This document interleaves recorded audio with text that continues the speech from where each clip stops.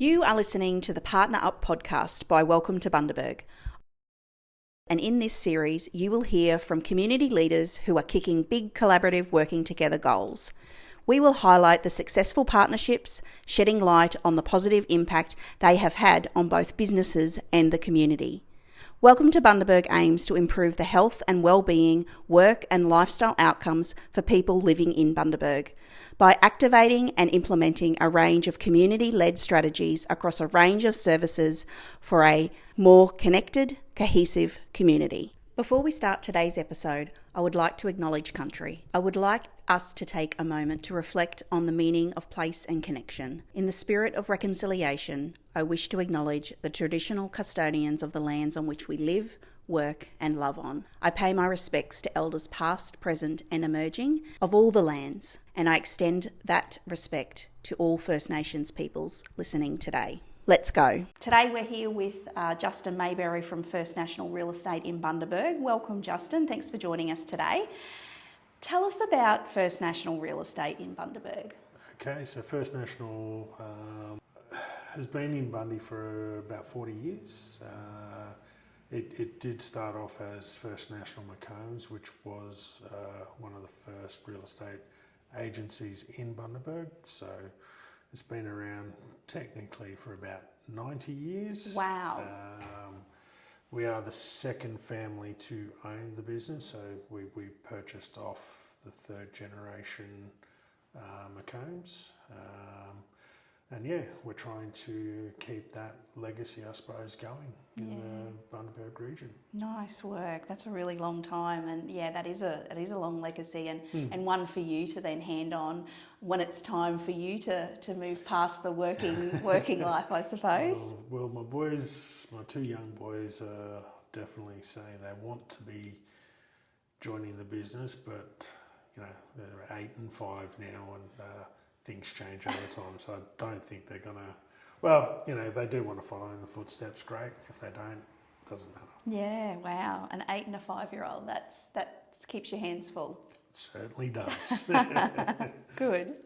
So today we're going to be talking about First National Real Estate, the work that you do in the community, and one of those things is when you're finding a home and you want to feel like you're part of the community.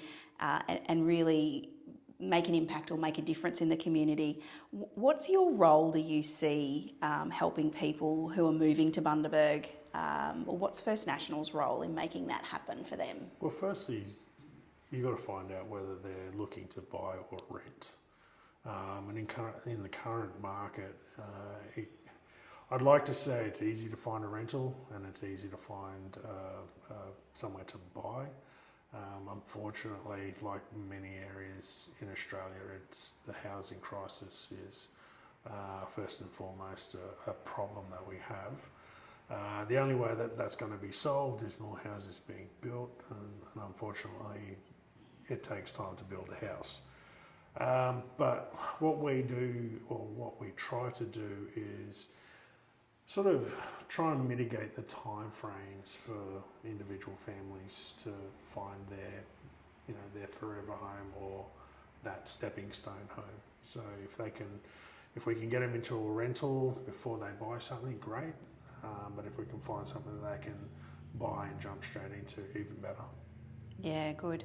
And you mentioned that so First National also looks after property as property management, so you've got a rent role to help create that, I guess, that stepping stone, like you said, or whether that's the end point for someone that helps them stay in the community, living in the community, contributing. Do you have a story or about someone relocating here, or how you maybe help make that transition smooth?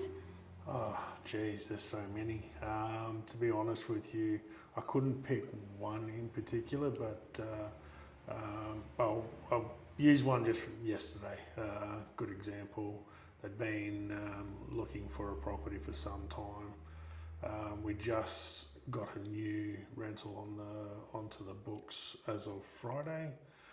The owner of that property had it vacant for about 6 weeks, and was wondering why no tenants were getting getting put in, and I said, well, okay, let's just change things up a bit and see what we can do.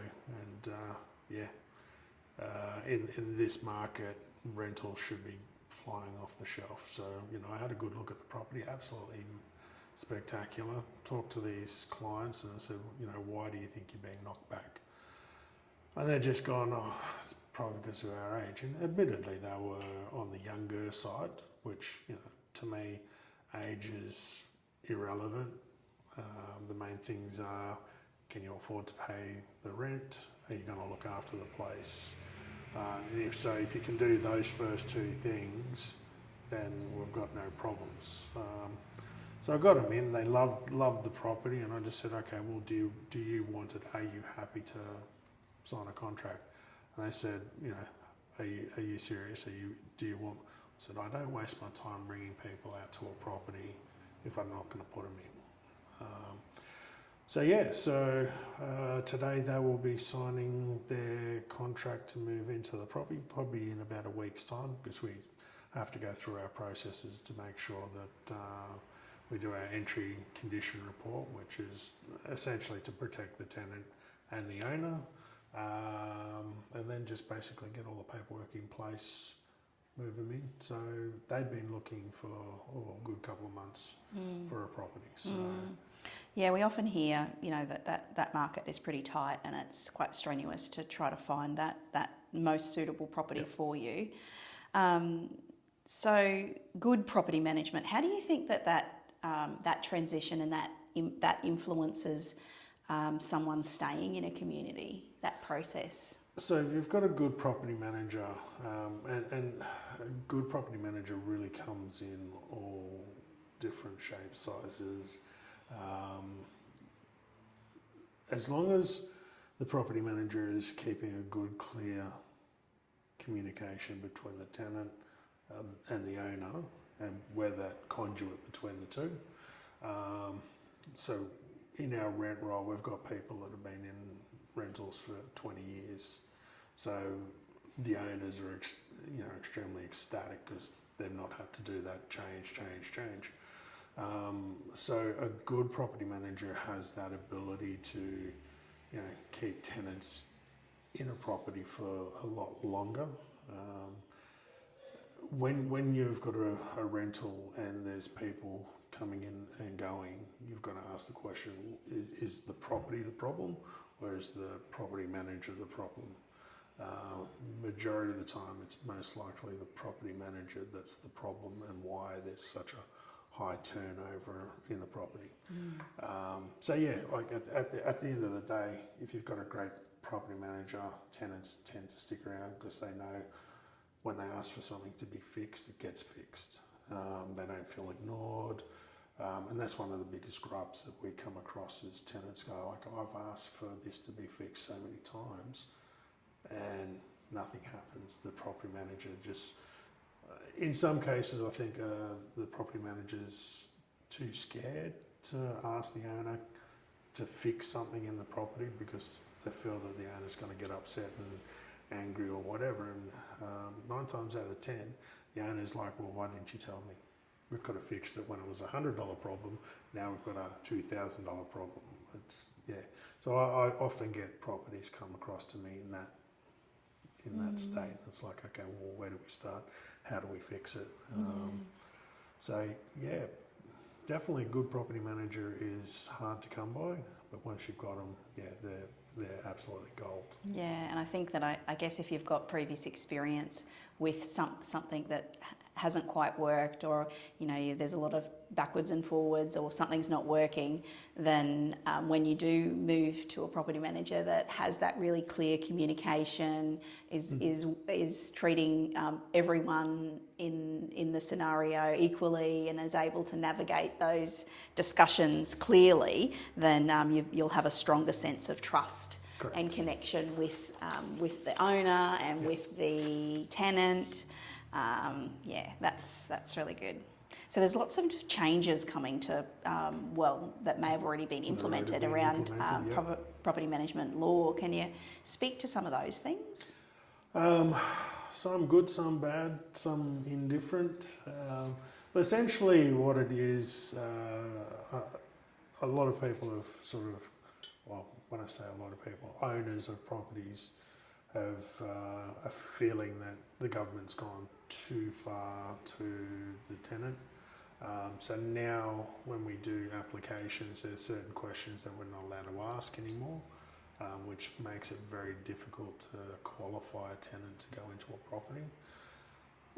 From a tenancy point of view, I do understand that there's some questions that real estates have been asking that probably aren't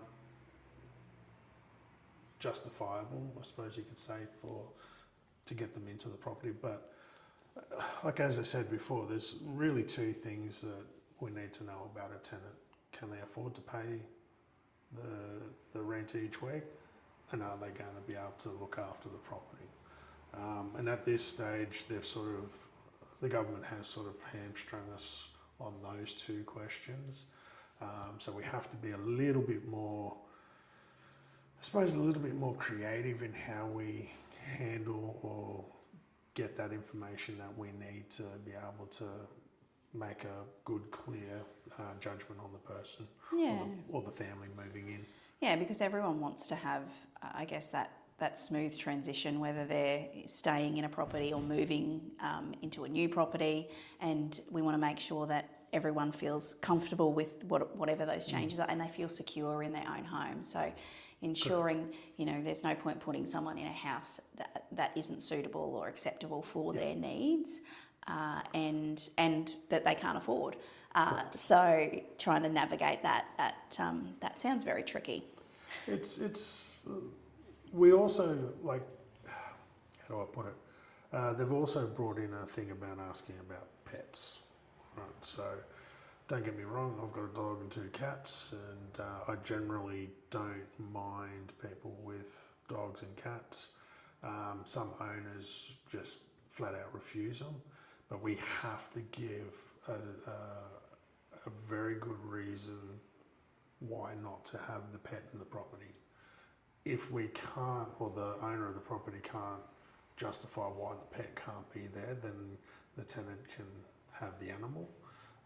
So it is a bit of a fine line. Like, for example, if you're in a 2-bedroom unit and you want a Great Dane, we can turn around and say, well, the unit's not suitable for that particular dog. If you've got a Chihuahua, by all means, you can have the small dog, or a cat, or but a lot of people just sort of try and skate around that grey area and sort of, well, if I put this up, then is that okay? Or if I do this, is that okay? But we still have to justify why the pet is not allowed in. So there are only a couple of little changes that have come through. Another big one that's in is the rent of a property. We're not allowed to increase the rent in a 12-month, so it's a 12-month period, and it is with the property. So a lot of owners gone, well, if I get rid of this tenant, I can put the rent up. No, it's if 1st of January you put the rent up, you have to wait. You have to wait till the 1st of January the following year to put the rent up.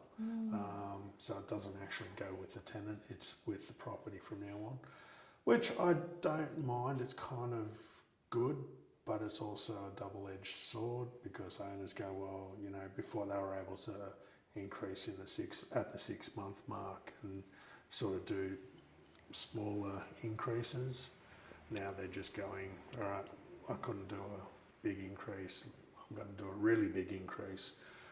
So we're seeing some owners asking for 50 to 100, even no one where they asked for a $200 increase, and I was like, trying to justify that. Not many people can afford a $200 increase in rent off the bat. So, whereas previously they would have maybe been able to put it up $100 and then 6 months later put it up another $100. So in increments rather than now. Well, they probably would have just. When you can turn around to someone and say, okay, you can increase every 6 months, majority of the time I go, well, we'll just do it as a $20 increase, because it's a nice. When you turn around and go, well, you've got to wait 12 months to increase, that $20 increase goes, oh, it's a bit of a psychological thing where they go, well, if I can't do it every 6 months, I have to do it every 12. I was doing it at $20 every 6 months. How about I just push it to the maximum so it's over and done with someone? $100 bang, straight up, which is not ideal for tenants, especially with the cost of living going through the roof as well. So as a property management company, we do try and take that into consideration. I know agencies will just, not ours, but some others will push the rent up because they can. Whereas we try and, okay, balancing act. I know the owner wants more money, that's fine. We've got to try, because ultimately we do work for the owner, but we try and get it into the owner's head that, hey, listen, these are people too. You know, if you've got a good tenant in there, there's no point squeezing them so hard that they end up leaving, and then the next tenant that comes in could be an absolute nightmare that's going to cost you more than the good tenants. So it's a real balancing act for it you. is. So, you know, and you're set by rules and regulations outside of the scope of the work that you're doing, and you're working for a tenant that needs a house, and you're working for a landlord or a homeowner that is doing that tenancy. It's a real balancing act. It definitely is, and it feels like an underappreciated, because most owners of properties will go, what's your management fee? And, you know, we'll say ours, and they go, oh, that's really expensive. And you go, well, hang on a second. Your property is worth, say, 600 grand, all right? You're wanting someone to manage that investment of $600,000 for $20 a week. I'm sure you wouldn't want any other investment, you know, being managed for such a little amount. So we try and get it into their psyche that just because you're paying $20 or $30 a week, or a percentage of the rent, you're going to get this small amount. If you're paying a reasonable amount, then the property managers can get the proper training. The actual company can actually fully work on the property, and if everything goes according to plan, we turn that $600,000 home into an $800,000 home, and that's what all the, you know, ultimately an investment is. That you're going to try and make some money off it, but it is a long-term strategy. It's not something that's going to happen in 6 months. Yeah. Let's change up the tact a little bit. First National Real Estate sponsors lots of and contributes to the community in lots of different ways. And, you know, our relationship where we first met was through Wide Bay Kids and the work with Welcome to Bundaberg. And you have always been an organisation that's supported the work that we've been doing over the years. And Easter in the Gardens is one of those events, and our Kids in Safe Seats program. How do you see these community events playing a role in helping you connect with the Bundaberg community, and how you feel that you're contributing to the community? The main reason why we do it is, first and foremost, we just enjoy doing it. It's part of, like, my wife would have been here today, but unfortunately she's sick. We decided when we first got into real estate that we're not the take kind of people. So essentially what we try and do, you know, we'd love to be able to sponsor every single charity out there, but unfortunately that's not financially viable. So we do have to pick and choose, and you know, Wide Bay Kids has been a great one because it comes to the core of our values, because we're very family focused, and we definitely want to see families thrive in the region. And if it means, you know, helping mums get their baby seats installed in their car properly, then by all means we'll do that. Easter in the Gardens, that's been a great one. You know, I love, well, the wife and myself love watching the kids running around the botanical gardens looking for the Easter eggs. We take our kids there. They love doing it, searching for the eggs. You know, it's a great day out. But yeah, there's other charities that we get into that we try and help. Again, like this year, we're in the Mayor's Ball. That's a charity or Christmas charity appeal, so it's giving back to families in need. Got the Kokoda Challenge. We're sponsoring one of our landlords who's donating the money to kids in Kokoda or the Kokoda Youth Foundation. But yeah, it's definitely, we are definitely focused on that family orientation. Because yeah, family are the backbone of this town. So.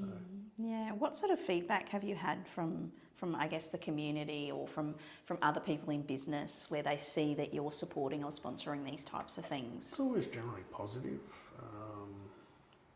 You do get the random person that goes, you know, you're a real estate, you just take.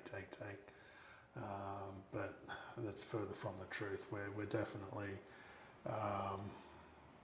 we want to be part of the community because we are part of the community. And we do definitely get a lot of positive feedback from people we deal with on a daily basis. They see that, yes, we've sponsored X, Y, Z, whatever it is. And then, yeah, they generally, you know, give us a thumbs up on Facebook or other social medias that we're on. Or in some cases, we've had people come into the office and say thank you, which, you know, I think that's worth more than what we've actually given out in funds. So that's probably the best thing for us. Yeah, that's really good. And one of the things that I notice is that you guys really try to go above and beyond, you know, that your normal, I guess, real estate duties. You're always there to support the community in lots of different ways, showing up, being there, being present, contributing. I'm interested to know, you know, some of that stuff that you do nobody sees. So there's things that you do in your everyday, you know, when you sell a home or when you place a tenant or you bring on a new landlord.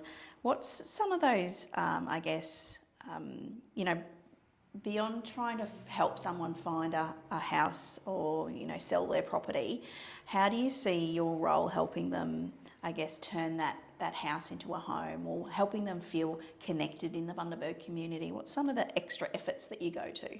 So in the past, for example, I've got a property that we're going to be listing.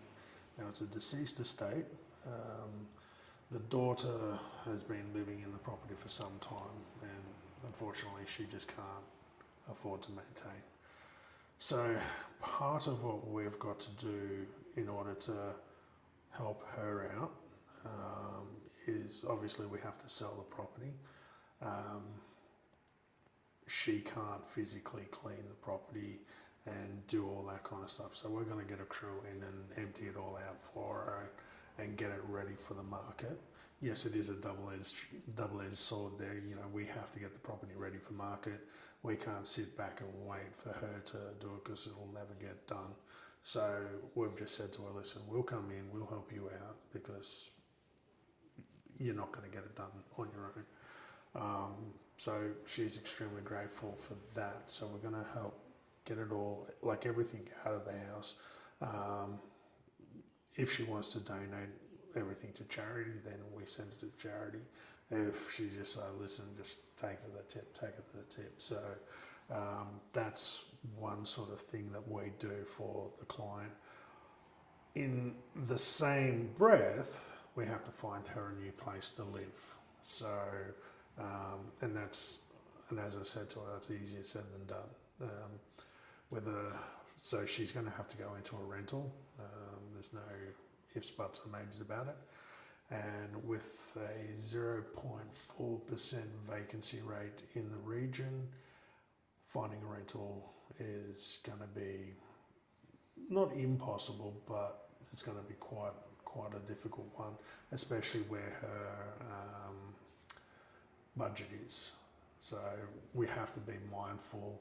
So again, trying to sell someone's house that's the easy part. One of the questions I always ask homeowners is, what's your next step? Where are you going? Like if I list your property today, put it up for sale today, I could have a contract on it tomorrow, and in 30 days, you're not going to have a house. It's someone else's home. Where are you going? And if they can't answer that question, I'll say, well, you have a good think about it. Give me a call when you're ready, and then we can go from there. A lot of the times they go, oh yeah, we're getting in the caravan, we're travelling around and seeing Australia. I was like, great, no worries, let's move on. Or we're downsizing because we do have a higher older population, so you get a lot of couples that are moving into retirement villages, things like that. So they are able to downsize.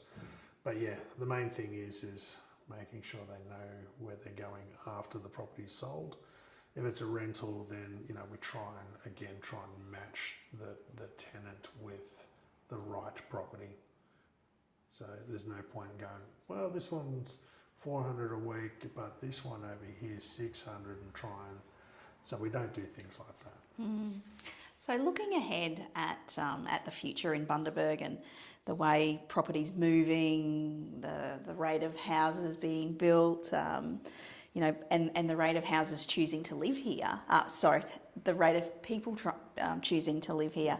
Are there any new community initiatives or property services that you're exploring to help support that uptake in services? And maybe it's something that you've already started doing. Yeah, so basically the secret is out about Bundaberg. It's been a hidden little gem for many, many, many years, and as we all know, the prices of houses in Bundaberg have been fairly stable for a very long time, and now they're just gone absolutely crazy because people are moving to Bundy and they want to live here because, let's face it, Bundaberg's got a fantastic climate. It's an absolutely beautiful place to live. Yes, there are a lot of developments coming into Bundaberg. A lot of developers are seeing that Bundaberg is a fast-paced growing city. We can't call it a town anymore, it is a city. Population has absolutely exploded, and we can see that because of our really low rental vacancy, lack of houses for sale or in the marketplace. Builders are just going absolutely hellful. They're just putting houses up. We go down the Bargara, Innes Park, Elliott Heads. They were all cane fields 5-6 years ago. Now it's full-on suburbs and things like that. There are. I'm dealing with a developer that's putting in 1,000 houses, or lots, I should say, but they are wanting to put social housing in the mix. So part of their plan or their business structure is to put social housing or affordable housing into those developments. So they work on a percentage basis. So, say if it's 1,000 lots, at least 300 need to be affordable homes. So that's something that when they came to me and said, hey, are we right to do that? I looked at it and went, well, it's a no-brainer. We've got to have the affordable homes, but we also need homes to be built. So yeah, just that's one development there, but there's a myriad of other developments out there just pushing through. So I know council's being very proactive at the moment, trying to lift the amount of houses, because once you get more houses than people, so to speak, that's when the rents will come down. Prices of houses will come down, but I don't see that happening anytime soon. Great. Such a really good insight into, another side of real estate, another side of what's happening in the community to help contribute to essentially a housing crisis that we're seeing all over the country. Thank you for joining us today, Justin, and I really look forward to having you back again so that we can continue talking about this topic. And thank you for your support to White Bay Kids and welcome to Bundaberg and all of the programs that we're running. Without the support, it would make our job a lot harder, and so we really are thankful for your contribution. My pleasure, and Elisa's pleasure. If she was here, she'd say the same thing. But we're definitely happy to keep the relationship going, and it's worthwhile. Thank you.